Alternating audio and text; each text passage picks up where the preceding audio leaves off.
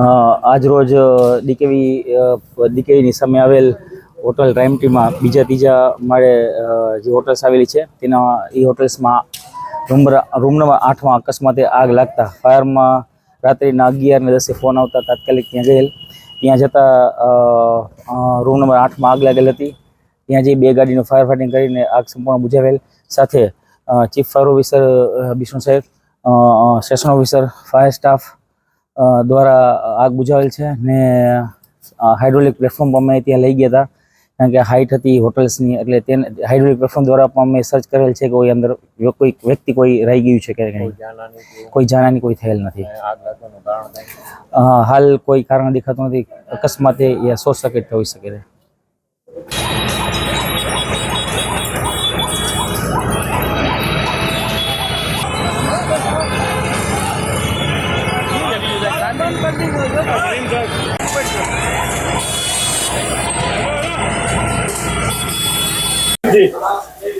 હું line 3નો director Nikhil પોપટ જામનગરની જનતાને જાણ કરવા માગું છું કે લાઇન 3માં જે હાલ 8 નંબરના રૂમમાં શોર્ટ સર્કિટ થયેલું હતું તેના કારણે ગાદલામાં આગ લાગતા આગ 8 નંબરના રૂમથી બારે નીકળે એ પહેલાં જ જેએમસીની ટીમે બહુ બિરદાવાલાયક કામ કરેલ છે.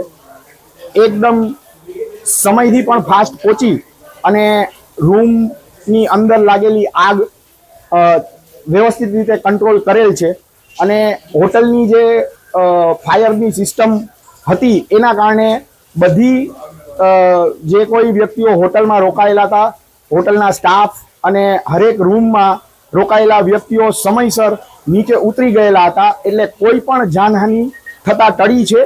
અને ખરેખર જેએમસીની ટીમનું જે કામ છે એ એકદમ બિરદાવવા લાયક છે કે 8 નંબરના રૂમની બારે જરા પણ આગને પસરવા ન દીધી, સમયસર પહોંચી અને આખી આગને કંટ્રોલ કરી અને જાનહાનિ અને પ્રોપર્ટીને પણ નુકસાન થતાં બચાવેલ છે.